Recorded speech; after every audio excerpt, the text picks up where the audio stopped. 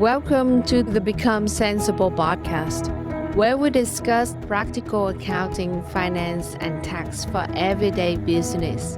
I'm your host, Fiona, and I'm here to show you that no matter what your business financial situation is, you can change it.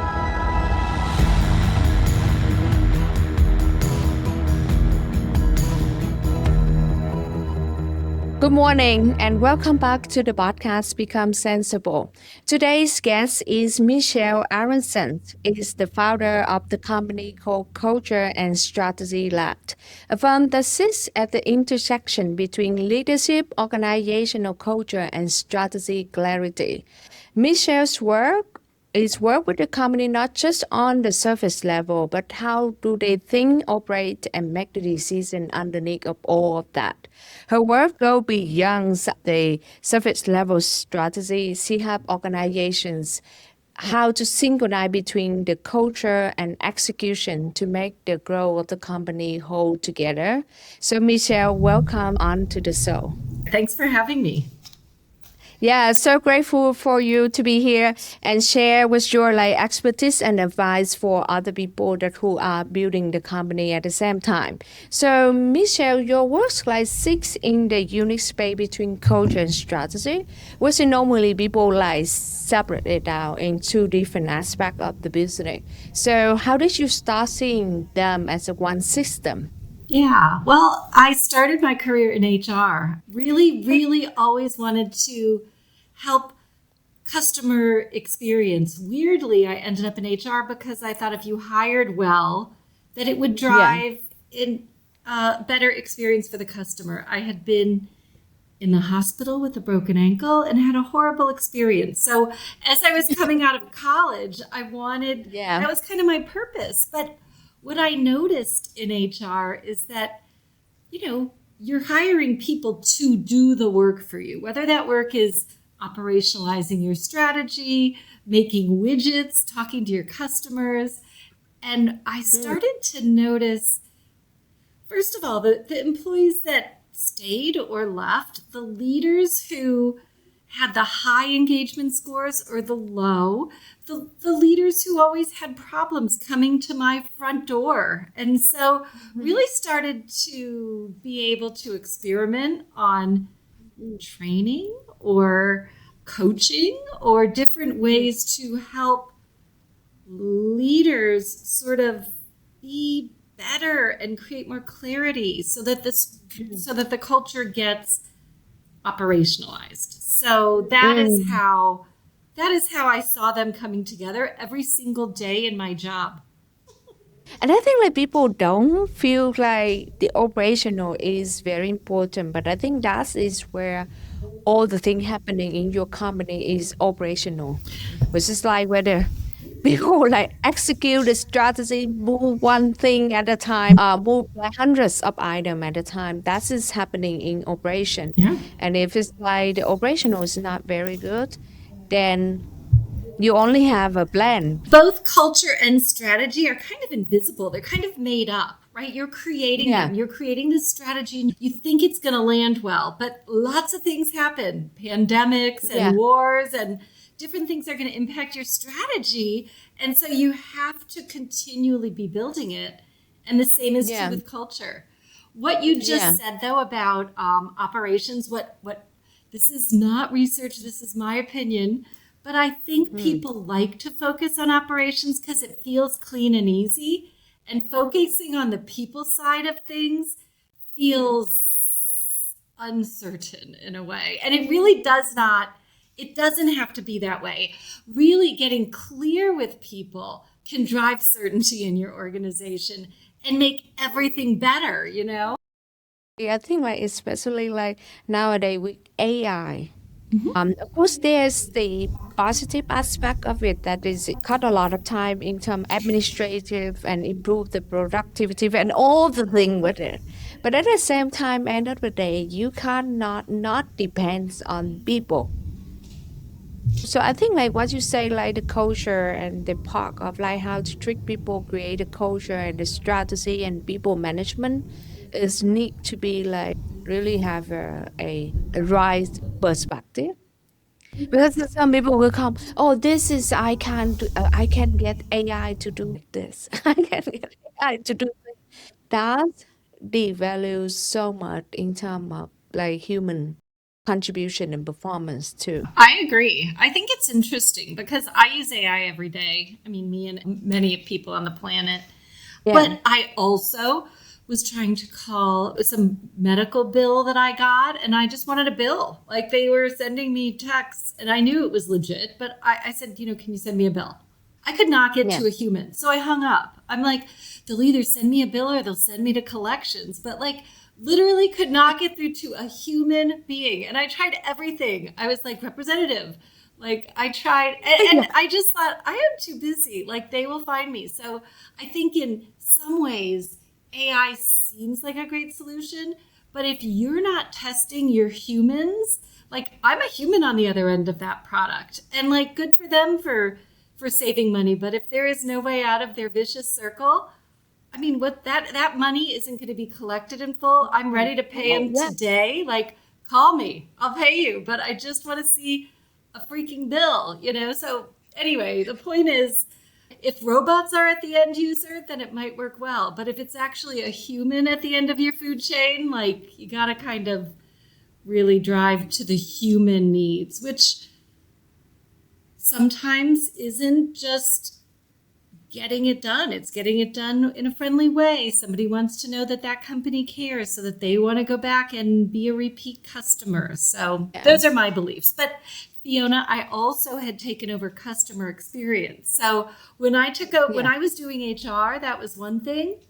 When all of a sudden I had customer metrics and revenue Yeah. in the game, and by the way, customer and employee experience were each 25% of my CEO's bonus. So I was responsible for a lot of results from the human side. Yeah. And that's stressful because otherwise your CEO will come back to you. Oh, yeah, Like, hey, yeah. where's my bonus? How many Yeah. bonuses would he need to miss before he would miss me? Okay. So what was like the moment in your career that you realized that, okay, the problem isn't the strategy, but how's people actually operating underneath of it? And is this like it's tied back into like human behaviors or into psychologists or what is this? When I became responsible for my boss's salary, I used to think values were just words on a wall. But when Yeah. I took over customer experience, and we probably had 20,000 transactions a day in my company. It was healthcare, Yeah. face to face. You walk in, you interact with 20 people, maybe on the low Yeah. end. So, really trying to figure out how to shape customer experience was Yeah. where I started really having to put it together. And the only control that I had were our values. We had always had value. Like, I got it, I knew them, but we didn't have the behaviors. Like, what does this word mean? Like, if it's Yeah. respect and you're in the military, it might mean don't ask questions, just do what you're told. If it's Yeah. respect and you're in a startup, it might be speak up because we respect your ideas and we don't want to crash, right? So, really being clear on what these words mean because everybody Mm. just thinks they have values and Yeah. that's like an exercise that they do in building their business and then they can Yeah. tuck it away. But then you talk about this define of what is value. Do you think like it's necessary for them to like actually measure it? Like for example, like okay, what is the value? Actually, like have an agency to share what is their ideas or their feedback, or their customer can send a submit like feedback form or something. And if the customer say rating number five, 100 of them, then that is what it translates into the value. Because sometimes people say like, Fiona, just only because you accounting and you financial, so you make everything math. But I say, how you actually measure it without like have a quantify it. Yeah. Qualify is good, but without quantify, it's very hard. I agree. It's not that it is hard. it can be simple and it can be complicated. So Yeah. depending on the values, you can measure it. Like in healthcare, there is an actual question on a government-related survey that drives reimbursement treated with courtesy and respect. So one of our values was respect. It goes out to hundreds of thousands of customers every year, right? And so we can Okay. measure that number. But there are Yeah. simpler ways to do it. So for example, I would just say one of my values personally is fun. That's very unusual. But to me, just as a human, I think you can have work and it can be fun, or you can have work and it cannot be fun. And so if Yeah. I was given a choice on any day, I would probably want to go into the workplace that had this little bit more fun in it, because the memories you make are the memories that you basically take. But so if I was measuring for my team, and let's say that was my own value, my own core value of how I want my team Yeah. to show up every day to do the hardest work in a company, working in HR or working in customer experience where all the complaints end up, I could put a jar on the table at the exit, like at the front desk, and just say, hey, on the way out, like put a green in if you had fun today, any bit of fun today, and put a red chip in if you didn't, right? Like, and that's a measure. It's a very simple measure, but over time, my goal as the leader or the goal as the team could be to create more opportunities where people are thinking about fun and defining it and bringing it. It doesn't have to be just me doing the work, as long as everybody wants to, participate. So. Absolutely true. And but I have this question. Do you think like, okay, of course, like the big company like Google or Meta, whatever the big corporation, they have so much money to actually like create buzz for their employees. But then like so many company is like on the building and scaling like startup or small business, which is like sometimes we define small business, but like their revenue maybe like 5 million or $10 million, which is not very small anymore.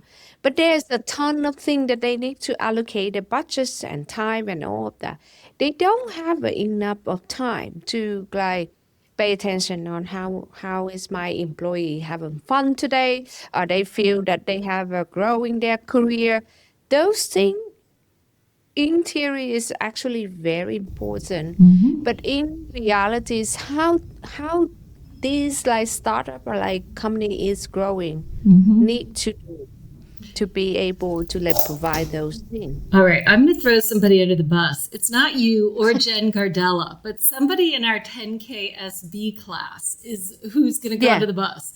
Very smart founder. We all went through the same curriculum.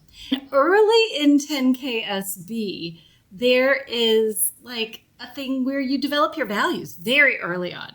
So this founder reached out to me. She was having problems hiring. And this will answer your question around like people don't have time or the money.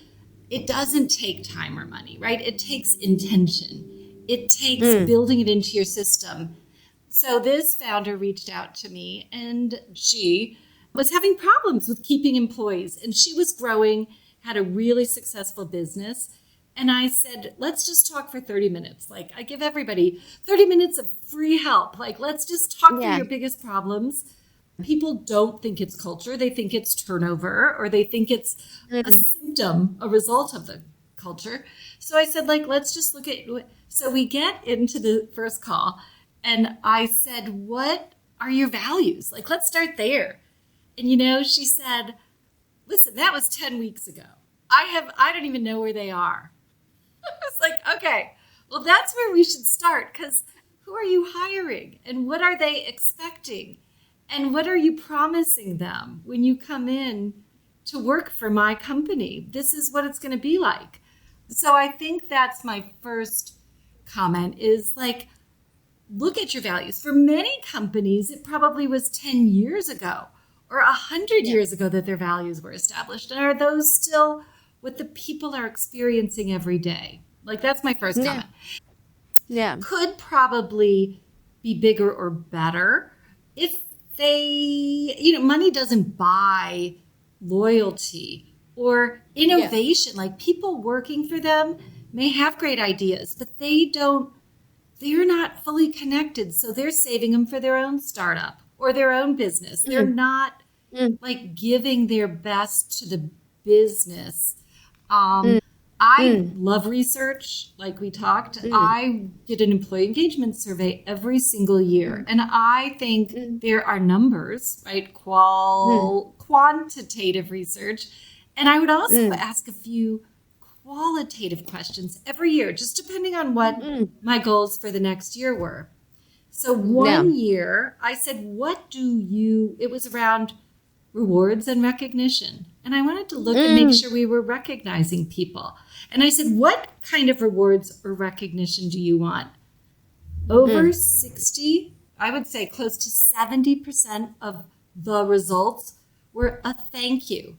I want my manager to notice when I'm picking up extra shifts. I want to feel appreciated. And the other mm. 25 to 30% were like a, a gift certificate, a bonus, right? But like the overwhelming majority was a human connection. It didn't cost anything, zero. So when you're talking about time and money, I might argue that those two stories, like the turnover is costing Mm. this business owner a lot more money and time than some of the other things that they could put in place that will save them both. Yeah. So our company have a lot of like young employee, which is Gen Z. And one of the things that I understand, and I'm not in HR research, so I don't know. So Michelle, you can correct me. But one of the things I know from my staffs is they don't want to work long hours. Like in accounting, with like, if you go to work for Big Four, PwC or EY, you need busy seasons. You need to work at least 60 hours a week. But I know that my young staff, they don't want it. They want to have a life outside of work. And so I say our company goal is not increase our billable hours so that you guys just work like 40 hours per week or whatever the schedule that you agree to work on, and you work that. And we don't need to make you to work extra couple hours. And they really appreciate it. Versus in accounting industry, it's just like unheard of. That you would work in the busy season like 40 hours at all. So that is what I make the decision on, even with like a boutique company compared to this giant company. But I say like if we take more work, then we just hire more people. But I don't want you guys like just burn out and hate the work. Totally. There's so many ways to solve a problem. I love that. Working with the people in your business to solve the business problems creates really strong culture, right? It's really important for them to Yeah, feel like they're part of the solution to the things that they yeah, don't like. I love that. You know what I would want if I was there? I'd want to work 28 hours a year, but not have like work 60-hour day whatever weeks or 80-hour weeks. Wait, yeah, yeah, just work hard and then have like a month off after.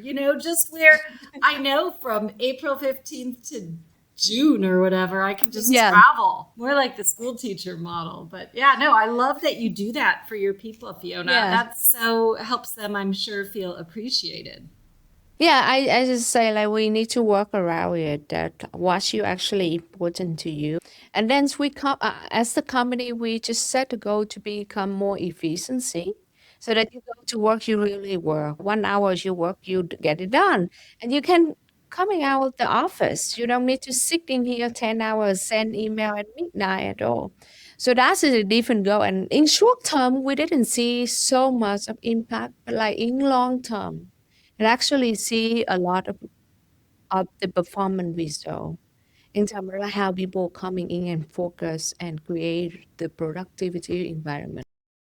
The truth is, though, even though like the people that you're attracting don't want the grind culture, there are plenty Yeah. of people who do. So for every business, that's another really important point. Like, you Yeah. want to be more of a family friendly culture, but there are Yeah. people banging down doors at hedge funds that are probably sleeping at their desks that are, or startups. There Yeah. is the I know. culture, and it's just being really clear, not saying Yeah. we are family friendly. We are just like, we want you to have a work life balance, but then sort of bait and switching. So I think as long Yeah. as in your job postings and interview process, you're authentic and honest about the values Mm. and your employee value proposition like that, I think that's Yeah. great. Yeah. Tell me a little bit like before you founding your company, what pattern that you see like you keep rebuilding, you see themselves that you can't like you couldn't ignore anymore. And you decided, okay, I need to like create this company to solve this problem. Well, I will say I created my company just thinking I was going to do HR support, right? I thought companies had strategy and culture down. I really did. Mm, And I had a very small and mighty team, and we had culture and strategy down. Like, we figured out things, it was measurable. My mm, boss got his bonus. That's how measurable it was. So yeah. I started working. I thought other companies knew how to do it. And I will just say, I remember my first client who was also in healthcare. And I said, how are we going to measure that this leadership training works? It was on Yeah. leading with EQ virtually, right? And it was just Mm, as the pandemic was starting. And there were probably a lot of bad leaders anyway, but now they were bad leading through a screen. And so, how do we get people's skills up to be able to show empathy and be able to connect with humans through this very artificial method? So, the CHRO said, oh, just if they like the program, that's how we're going to. I go, do we want to tie it to your employee engagement survey or business results for this unit or, mm, employee turnover like over year? Nope, no interest. And I was surprised because I wouldn't want to spend money on something that did not deliver a return on investment. So that mm, happened for a year or two. And I finally had a client who was a brand name client. They are in every mm. house in America. I guarantee it. I could walk into your house and find their name imprinted on something. And they invited me in. Well, they were looking for somebody to deliver a return to work lunch and learn. 1 hour was going to be dedicated to a completely unpopular approach to dragging everybody back to work. 1 hour. And it was going to be delivered by somebody from the outside, which I had never heard of anything more horrible in my whole life. So if you know me, I said, absolutely. Like, it sounded awful. It paid poorly. But I will say what I learned is what I wanted to learn is like, what's going on? Like, why is this not a culture play? Like, their values were collaboration and respect, two things that would be driving a return to work strategy. And this client sort of wanted me to read a PowerPoint. I basically got him to do it a little bit better, okay? A little bit better. I delivered them data. I had employees talk about what's working, what's not working, thumb stuff Mm, up, come up with ideas. I delivered them data, and the HR person said, what am I supposed to do with this? And I thought, oh my God, this is my business. Like, if people don't know what to do with the data that I just delivered to you, that's what I need to do. So that is kind of the moment in client where I thought, oh, I can do the work I love, the culture and strategy work, not just the tactics, but it does all kind of go together. So yeah. So do you think that like culture is more like, okay, this is what you value and it's create the morality of your business internal team. This is how you think about culture? I think culture. Oh, hold on. I pulled up some research for you. So I'm just going to read you because Yeah. culture is like a very vague thing. But there is Yeah. my favorite piece of work on culture was from a journal. I'll send you the article called the Yeah. Journal of Applied Corporate Finance. And this happened after the pandemic. So it's pretty recent in terms of culture research, but they interviewed a bunch of CFOs and C-suite executives and asked them mm, what they thought culture was. And this is kind of their definitions. But one of them said culture is the difference between business success and failure, right? And then this is the definition that your question triggered. So this CFO said, the culture is the values and norms that are shared strongly and held throughout the firm that help employees understand what behaviors are and are not appropriate. So it's like the rules of engagement. Like, how is it okay? What is okay and what is not okay when we work together? The thing that I think harms culture the most, and it's not what is rewarded that matters, it's not what is punished, but this middle ground of ignored, right? Things that are just left to fester. So when I think about the majority of the things that came to my desk, sometimes they were things like I'm being punished for being late, or, I didn't show up, or I'm tardy, whatever. But a lot of the things were these sort of unclear middle ground things that caused the most destruction. The fact that you can come in late and nobody talks about it, but it impacts my job. I have to take your customers for 30 minutes until you waltz on in. Like those things that are just not addressed are kind of the tough ones. So I don't know. Does that kind of answer your question? I think so. And you think like most of the time the leaders with this whatever this position that they are in, they need to directly address these things. They say, okay, it's fine if you come in late, but you need to like send the email or whatever. Or if like during this time you cannot like change your schedule because of that, except emergency. Like it's if there's direction of communication, I think it's so much better. And also like if we like ignore it, it's accumulated. It doesn't go away. It gets bigger. Yeah. And I think that gets Yeah. back to the operational things feel so safe. Like they'll address an operational thing really quickly. But like this sort of, there's a lot of uncertainty when you address performance issues. I will tell you, I do a lot of coaching, and I was coaching an executive for a very big consulting company, and she had not had a direct report in a while. She worked in a very sort of niche industry, and her area was growing.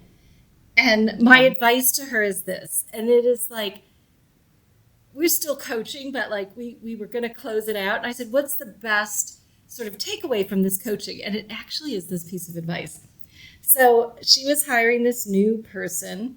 And I said, listen, do yourself a favor and tell this person that you believe feedback is important for business and professional success, and that you want to give it every week while she's on the job. And then you want to get it from her because you also deserve to grow. And this way you're setting up this, you're normalizing performance feedback. She and her employee love it. Like they make notes about the feedback and they just feel it's this sort of bi-directional growth for both of them on the job and also just kind of as humans. So anyway, it was just funny because I was like, we worked through a lot of things in our time together, but that one little piece of advice, and now she's hiring other people and has onboarded them in the same way and just is really proud of how that turned out. So if you make it normal and it isn't abnormal, then people expect it. Oh, I think that is very important. There's the thing that people say, okay, in corporate, I spend majority of my career is in corporate before I start my own company. But like many people say, like corporate performance review is actually not a real like helpful and useful feedback at all. Like the way the feedback that you just mentioned about at all. And the people who in the performance review, they don't actually feel like they gain a real feedback. Like why you say like you performance like excellent, but then why my bonus not change? my promotion Mhm. is not changed, like all things is not changed, then what is your feedback is about? If your performance is excellent, why all other thing is not? So do you think that is also a part of like whether it's a direct, a real conversation, or is it just like a task that they need to get done Yeah. on the chat? Well, I mean, a performance review is sort of necessary, right? You need to do an Yeah. overall measurement of how people are contributing to the business results. I think sometimes Yeah. they are not maybe set up in the most impactful way, either for the business or for the employees. But I will say that I think feedback needs to happen more frequently than a performance review. So building that chain in, like, Mm, establishes a relationship, builds trust, helps people understand how to do their jobs better, helps people get to the next level. All those little mm, things. I did research.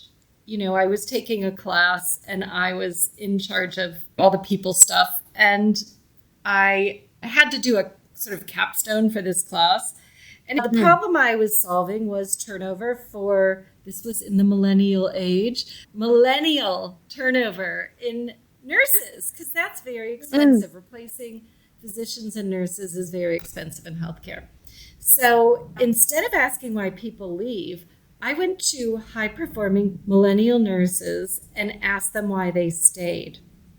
mm, The number one reason that people stayed in this group, mm, in this very small study in my business, and it was all mm, across units, like really, was because they got really good feedback from their mm, leader that helped them do their mm, job better, even when it mm, was critical feedback.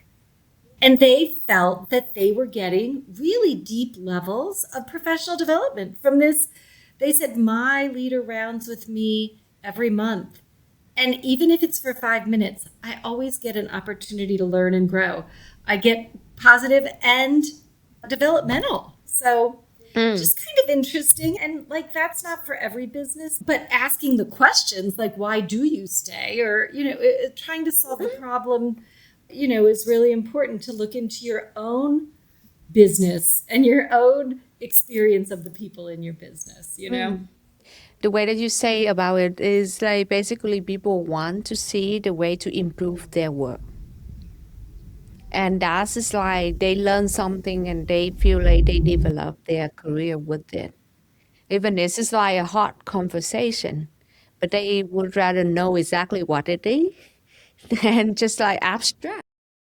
Well, then they know, then they're doing it better and it increases their own confidence and value and contribution to the work. And so, Mm, and yeah. I do think over time, those units perform better and they have better customer experience. And so you can track it to the revenue and you can increase the compensation reward system in the performance review because there actually is a line of trends and success that indicate that. So it's soft but hard, right? You can do it either way. I love the numbers. I just don't love the spreadsheets, Fiona. That's the difference between you and me. Like, I want to see the numbers. I don't want to sit and look at the spreadsheet.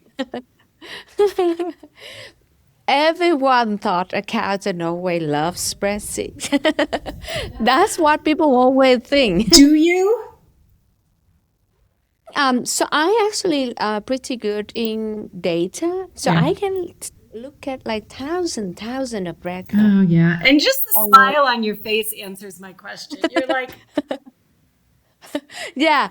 But then I actually really enjoys working with human. mhm. Like this is why I do podcasts too. Like anytime that I meet people, they shares their expertise or something like that. Like you feel that you have a human connection part that go in with your day and your life, and you learn something about other people too. I really enjoys it.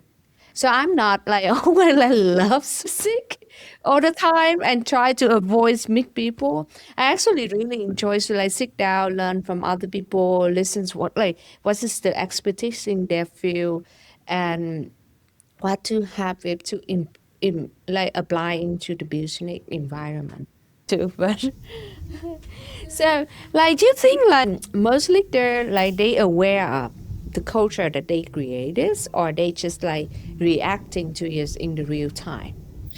I have almost very few customers come to me for culture. So I don't think businesses even think about culture. They show up wanting a solution to a discrete problem. They think Mm. that a leader is the problem. They are having turnover. Like they're coming to me for symptoms, and I have to sort of backdoor in culture. There are Mm. maybe 15% of my clients each year actually are focused on their culture, but the rest of them have culture problems that they haven't identified as such. Yeah, it's the same way like people come to us say like, "Oh, I have a tax problem." But at the end of the day, you actually have a accounting problem or a planning problem, but cash flow problem. It's like many different things. So I understand. You think like what is the early side of company culture is like start like working against their growth, and then like what should they do, or like symptom, like the way that you say there's the symptom to say that okay, there's something with my company culture and I need to pay attention into it. Mhm. There are so many. I would say the Yeah. symptoms are all around disappointment and lack of joy. So if it's like Mm.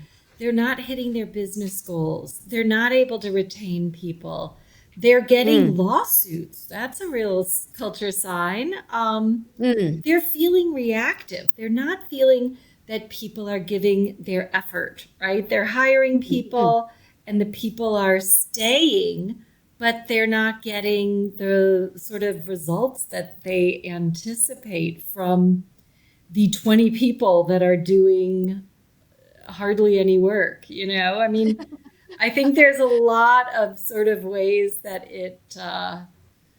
and also, I think I've coached a lot of founders, and Mm. I think there's this sort of feeling a little lost, right? Lots of people have not been taught how to lead, and this is all a first time thing, yeah, for many people. So I think Yeah. if your own joy is like, or you're feeling anxious, like those kinds of feelings of inadequacy are normal and human, but also could be leaking into your culture. It's just like a little bit like the like your self esteem, your insecure that influence a lot of your anxiety and how you manage people too. Whether you really like control, try to control, or really like manage them, micromanage them, all of those things too. I agree. Exactly. How do you actually convince people? Or like whether you convince them or not? Like, okay, that's actually culture problem. Or is this like policy problem? Or is it like operational problem? Like you combine all of these things together. Okay, this is what is the factor. Because normally people divide the company by department. Okay, this is finance department, this is operation department, this is delivery department, this is HR department. And then culture is like a blended of all. 100%. And it starts at the top, right? It has to be with the Yeah. CEO. I, first of all, have a culture check. So I have a little sort of onboarding questionnaire that helps me to help the client Yeah. prioritize the best order and Mm. priority based on how they answer the survey. I don't force them into my model. I mean, I would love Mm. to because I think they could save a lot of time, money, and heartache.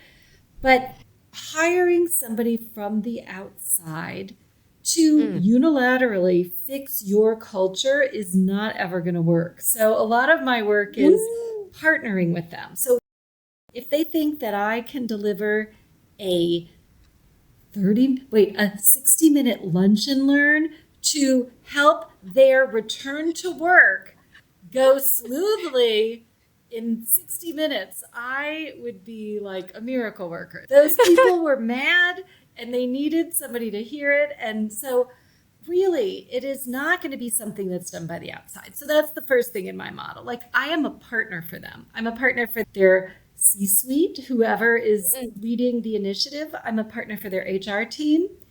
Mm, But the work that I want to do first is the deeper internal work and then the tactics, because that just makes the mm, tactics so much easier.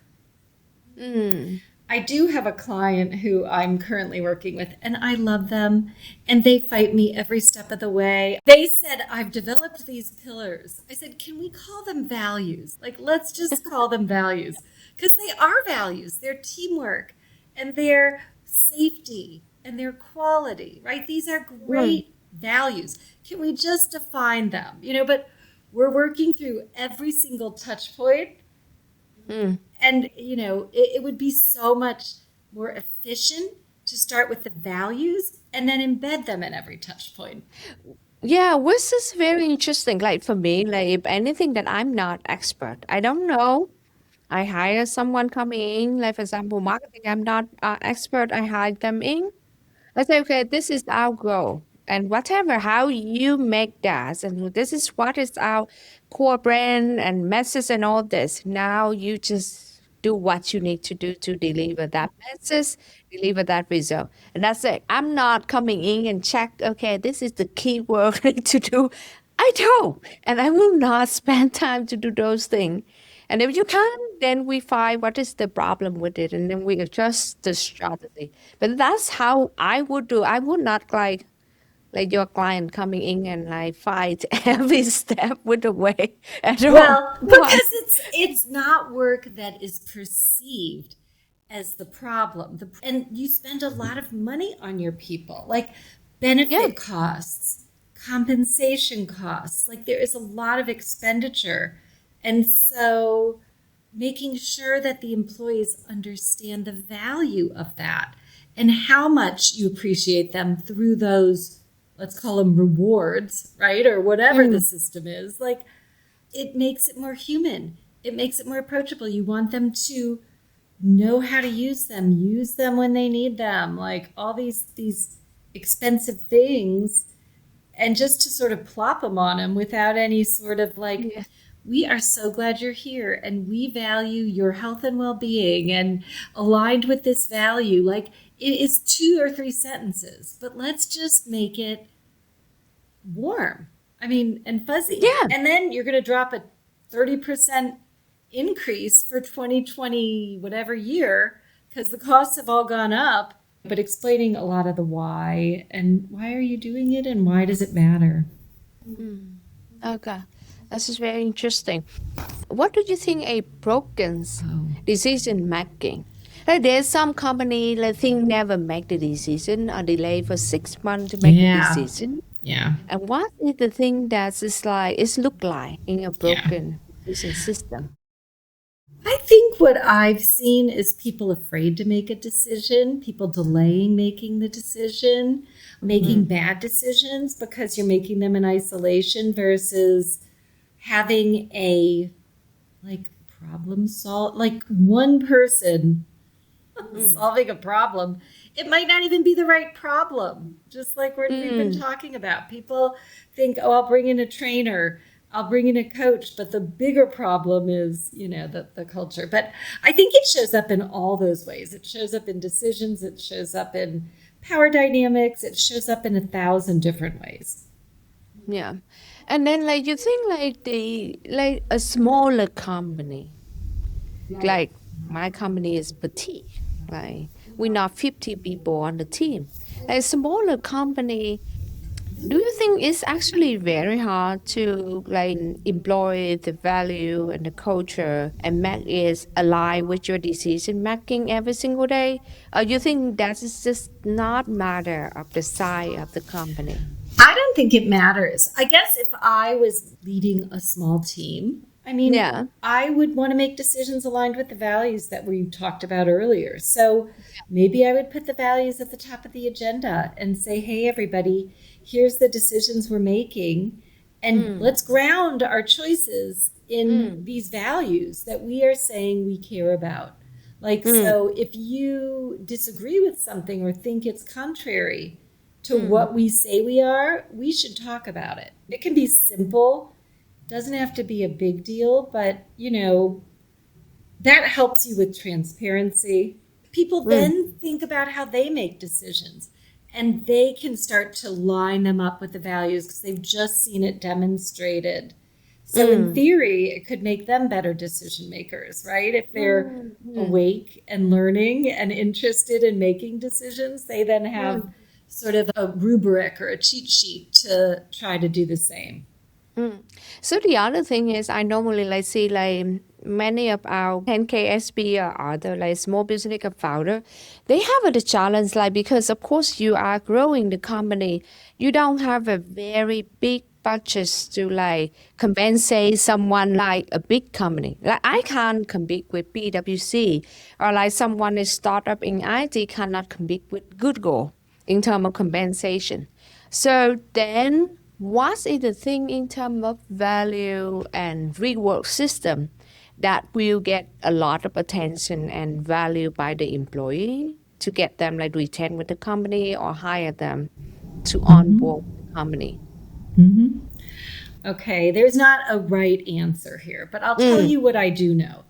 mm, Money is important, benefits mm, are important. People care about those things.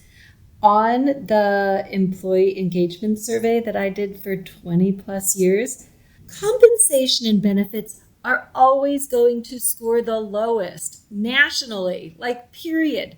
that's so interesting. But if you look at the correlational coefficient to why people stay and why people are engaged, it is not as highly correlated as other things around, like the company, the culture, the strategy, senior leadership, their manager. Like, Mm, it fluctuates year to year. And with the economy right now, it may be, I don't know how it is. I'll have to look at some of the engagement data as we're paying so much more money for gas and some of the things that we need to get to work. But I think that my point is the human element, the things that you do that help that person feel good when they leave work, feel mm, confident in their professional development. People want to feel meaning and purpose in the work they're doing and connecting them to sort of as far down the chain as you can towards the customer. And people work for a variety of reasons, but tapping into those reasons. And maybe somebody who's just working for money isn't the right fit for your company. Maybe that isn't aligned with your business proposition or your own mission and vision. So, using all of those sort of softer elements to mm. figure out the right people for your company is kind of my advice. But that's very helpful. And then the other thing is some people they want to work for bigger brand name because I think they attach their identity with the company they work for Mhm. too. And And some people go work there and they don't even like it. yes. They're like, oh, I can't wait to get out. But maybe one line on my resume. At what cost, though? At what cost? I know people who got in early with startups, worked their hearts out, but lost all sorts of things in their lives that they wish, you can't go back. Like you were, before we got on the show, we were just talking about how Yeah. time flies in the different stages of life. And Yeah. so there's a cost. And is money the answer? Maybe. For some people, it might be. But maybe for other people, it's working in a company that they like the people that they work with. Maybe for other people, it's making a difference in their community, helping people, being able to see the work of this great financial planning work that you do every day. So people can Mm, see wealth accumulating for their customers and they feel pride in helping mm, that client build their wealth. There's lots of measures of success, I think. mm. Yeah, that's wonderful. I think like trust in like your work, your environment is important. You think like anything that will erode or like eliminate the trust over time? You think that's because their action, their decision is not aligned with what they say is the value is? Yeah, it's so hard to build trust and so easy to lose trust. And here's the things I've seen erode my trust over the years: not telling me the truth, lying to me, being secretive. Like Yeah. transparency is magic.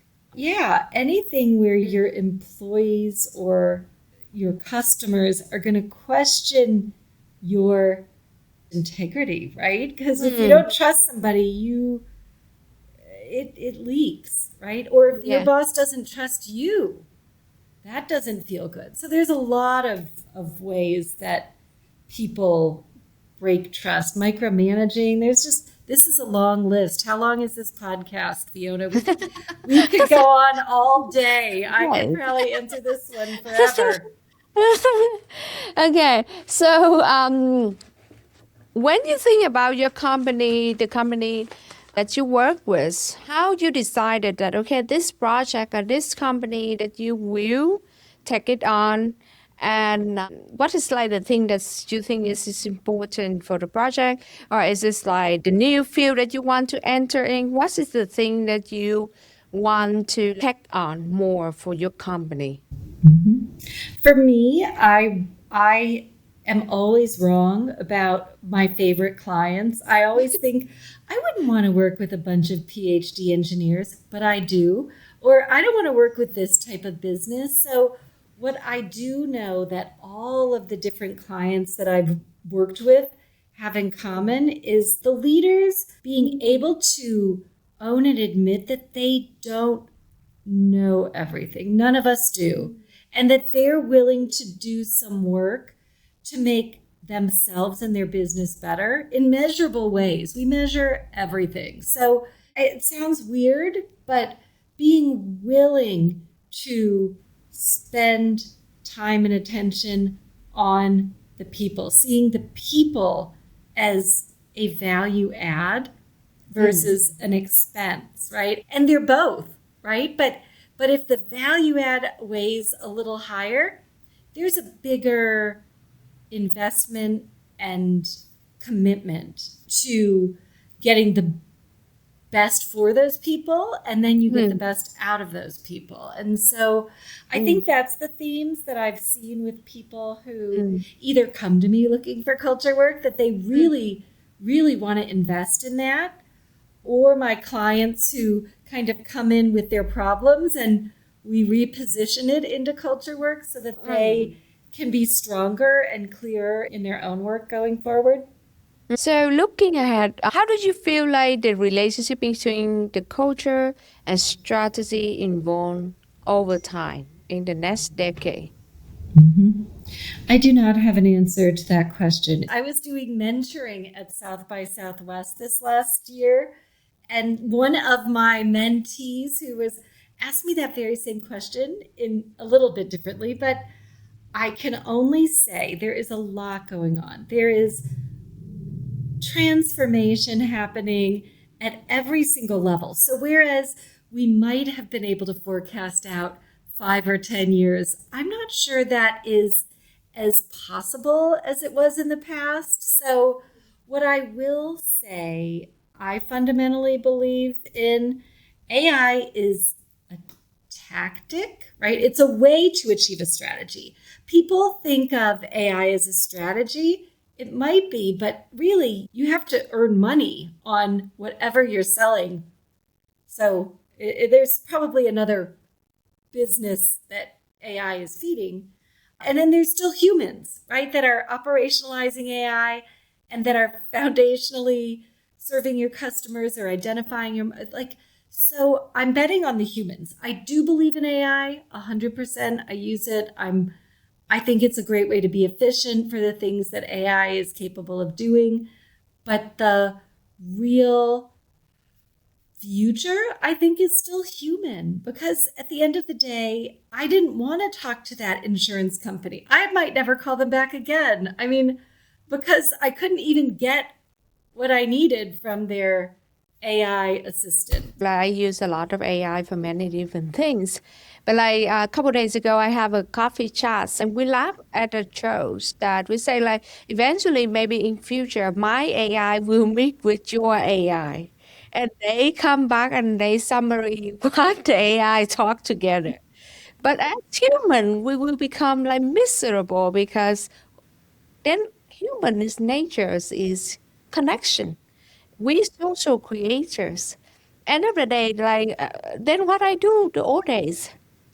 Here's the thing, like, I love that idea that you might not have to do work, that maybe a lot of your work can be automated, but you're Yeah. still hopefully going to go be in the same space as that other human, and there will be other humans in that space providing you care or service. Maybe you're at my new thing is the mahjong, right? Maybe you're in a mahjong salon, right? Using your brain in other ways. But I mean, there's still going to be a business for humans, even if the way we're doing business is changing. There will be Yeah. something else there. You'll be in outer space for a week or whatever. I don't know, Fiona. We're going to be all living on the moon, maybe. Who knows?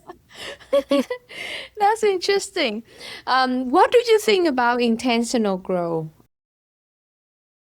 Yeah, I mean, I think what I'm doing, I'm finally operationalizing my growth plan. So I'm offering some culture classes for Mm, small or medium sized businesses, departments of mm, one, or mm. small HR teams to help them connect the dots. I can only work with so many clients, and then I have some people that support me, but I do want other professionals to know how to do this.